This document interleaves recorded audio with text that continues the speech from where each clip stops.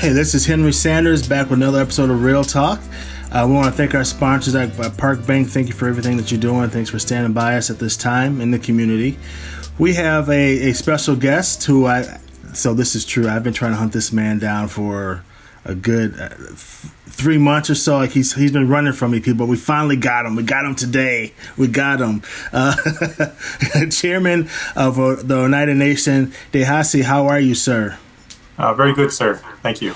Thank you for joining us. And I know this is a time for everyone now is hurting in a lot of ways, physically, literally, and also I think as a nation, or not a nation, I know this has the coronavirus has an impact on you guys too. But before we get into that, I want you to tell people about Oneida Nation, because a lot of people in Madison are down, they kind of know of Ho-Chunk, right? They know of Ho-Chunk, but they don't know of Oneida and where you guys are. So kind of give a background of the Oneida Nation. All right, a little bit of history. So Oneidas are originally from what is called the state of New York. We moved here during the 1820s and 30s. We had our reservation established here around that same time during 1830s. And our reservation is just outside of the city of Green Bay, so in northeast Wisconsin. It's about 65,400 acres. We have about a little over 17,000 members of Oneida. And I guess more currently, or recently, we had an economic impact statement completed by St. Norbert's College a couple of years ago, and it showed that Oneida Nation had a $744 million economic impact on the Brown and Outagamie counties where we're located. And we have a little over 2,800 employees, so we're ranked usually on the top 2 or 3 employers for the 2-county area. Yeah, well, that's wonderful. I've been up there. It's a beautiful area. I mean, it's actually a beautiful space that you have. Tell me though, I know you guys you have the coronavirus. It's impacted you guys drastically, right? I mean, you guys had to lay off a lot of people like last week, right? This is impacting you guys directly. Yeah, it definitely did.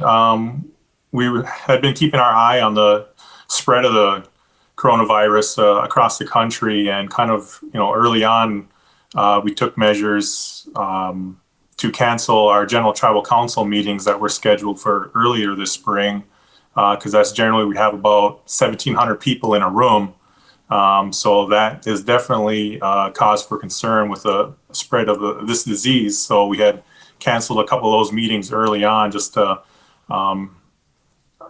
just try to slow that spread and not bring that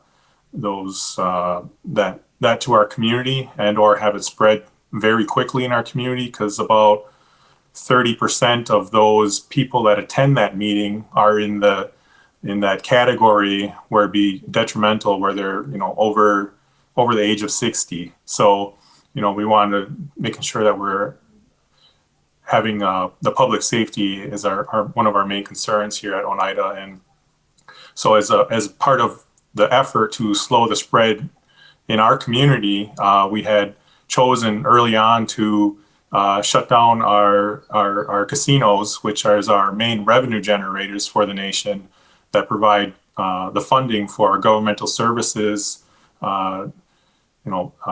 We provide health and education, housing, all the same services that you would get from typically a local government or a state government, and even the federal government. We provide many of those services ourselves by funding them through casino revenues. And so by choosing to shut down our main revenue drivers, we were able to sustain our employment, paying them essentially to stay home for the last 3 weeks. But our reserves have essentially come to an end, and we could no longer afford to pay those employees. So we had to lay about 2/3 of our employees off on Sunday. That was about 1,960 community members, laid off. So that's very detrimental to our community and to our families, and we don't take it lightly. But these are the times that we're in, and we're trying to be as progressive and react reacting as quickly as we can. You know, we've also early on taken the steps to close down visitors to our nursing home, obviously another population that could be devastated by the spread of this disease. So only the staff and the nursing home residents are, you know, obviously allowed in the building. We've limited at our health center, all our normal kind of wellness, regular doctor appointments are eliminated and only open for, you know, obviously those that are sick. So that, again, just making sure we're not commingling sick people with well people. And so a lot of this has had a devastating effect on our community going forward. But we are hopeful that people are continuing to stay home and slow the spread of this disease, flatten that curve, so that the sooner, I guess, basically, the sooner everybody stays home, the sooner we can get back to work. Does the stimulus package that was passed, does that help you at all? Are you guys eligible for that at all? There's definitely areas that we are eligible for, and we are definitely taking a hard look at all the provisions of the CARES Act and the two previous acts as well. We do qualify and for a few different things right off the bat, but I think the main issue with those legislations right now are that because the vast majority of our government revenue comes from gaming, that makes that ineligible for a lot of the programs that are offered in that legislation. So, you know, we were requesting that, you know, lost revenues would be something that could be covered, but that's not the language that ended up being in there. So, you know, we're still having a difficult time kind of weeding through this, you know, 800-page document, trying to figure out where we can fit in and try to help sustain, you know, our part of the community here. Yeah, you would hope there'd be something there for the tribes nationwide, right? Especially if gambling's if it's your biggest revenue, you would think they would do something. So, as being the chairman of Oneida, what does that entail when it comes to these type of decisions? Are you the person making the decisions at your own? Do you have the government makes? Like, explain to our audience how those decisions make up when you let people go. How do you make those decisions? Is it you? Okay. Yeah. No, it's not me only, I guess I should say. I guess generally, being chairman of Oneida Nation, I am one of a 9-person council. So there's a chairman, vice chair, secretary, treasurer, and 5 council people who are essentially the legislators. And under normal circumstances, that would be where the decisions are made through a process, of course. But enacting the public health emergency through our emergency management homeland security law, we end up putting in place a team that consists of, you know, the 4 officers and 1 of the legislators and some top senior management to quickly make decisions and vet out the discussion going forward. So it's about 11 people that have been meeting pretty regularly on all the topics that need to be discussed and making those decisions going forward. The coronavirus has really impacted the Black community directly through health reasons, the Latino community for people being laid off. Has it really impacted Oneida Nation? Have you seen like a impact of people's health, or do you have a grasp of the impact of how it's actually impacted, besides financially, how it's impacted the nation?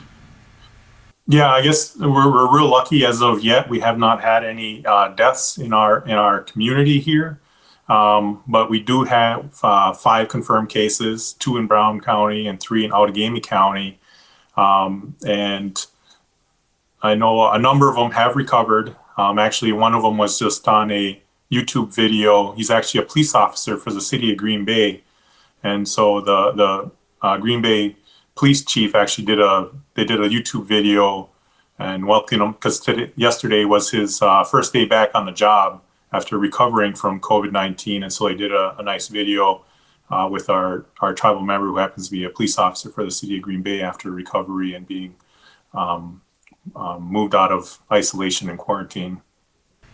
Oh, that's great. I have to look at that YouTube video, look for it. Yeah, Chief Smith. Chief Smith. Okay. So how are you? How are you getting the word out? Are people responding?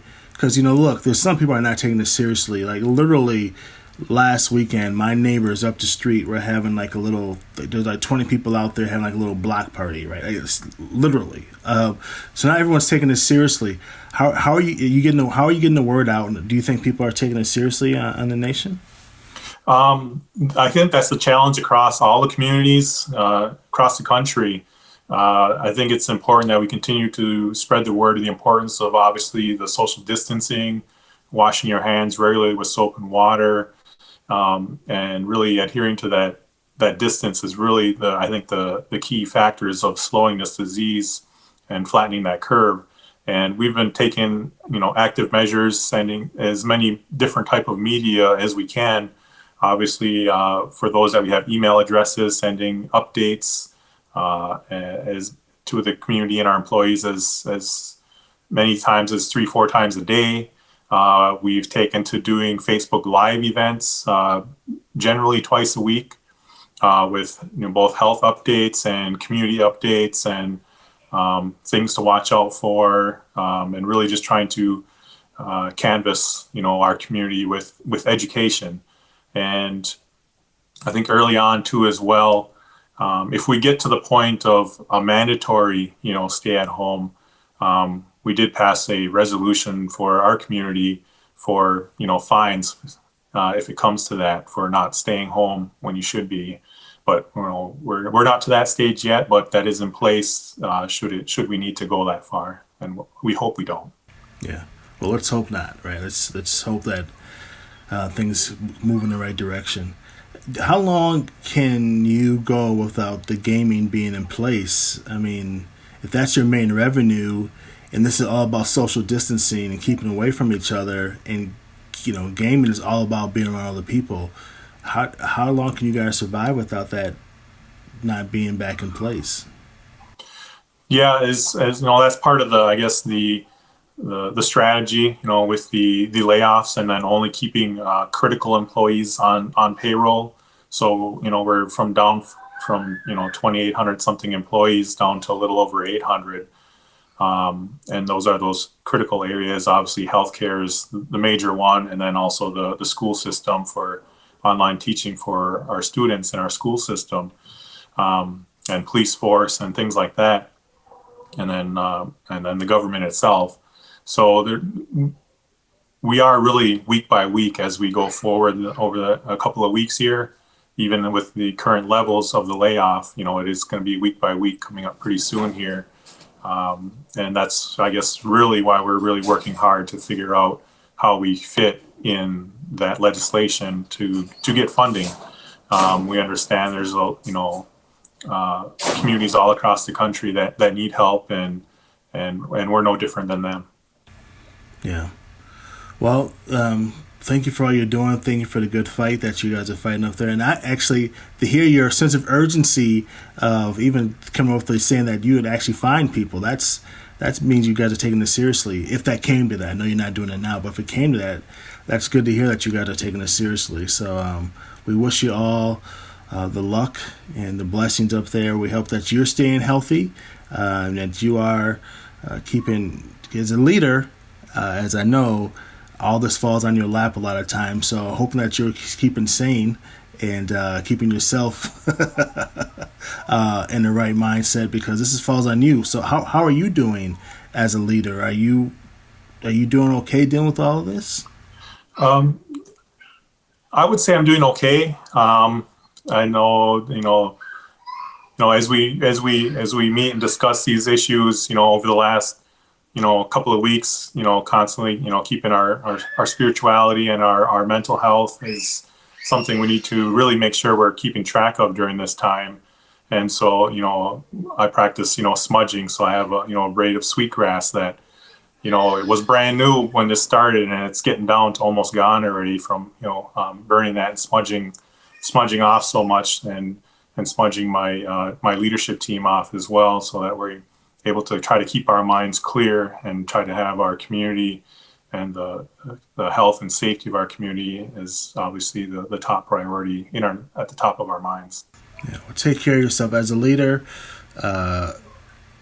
People underestimate a leadership, and leadership matters. So you gotta make sure that you're running on all cylinders, healthy. And so I wanted to, but explain before, because excuse my ignorance. But what is smudging? What is smudging? What is that?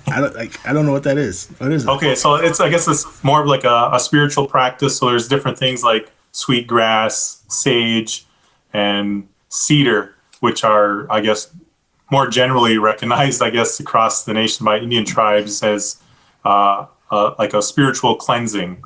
So you burn it a little bit, and then you just kind of dust off with the smoke, kind of take it in, knowing that it's there to help, purify your spirit.